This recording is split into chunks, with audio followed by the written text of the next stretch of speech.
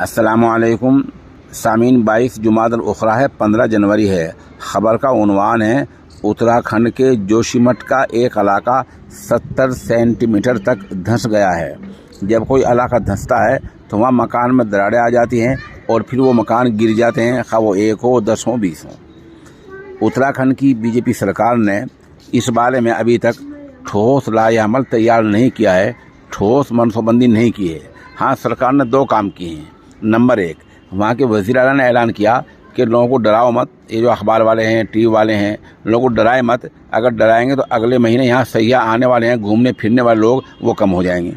दूसरा सरकारी बयान यह है कि कोई सरकारी अफसर इस बारे में बयान न दे।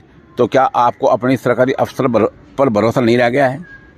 लग ऐसा रहा है कि आपने इन लोगों की बाज़-आबादकारी के लिए, इन लोगों की मुकम्मल हिफाजत के लिए और इन लोगों को दूसरी जगह बसाने के लिए कोई ठोस मनसूबा तैयार नहीं किया है।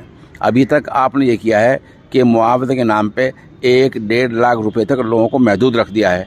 1-1.5 लाख रुपए में आज तक होता क्या है? आप इसका मुकम्मल सर्वे करें और सर्वे करके इन लोगों को बचाने का ठोस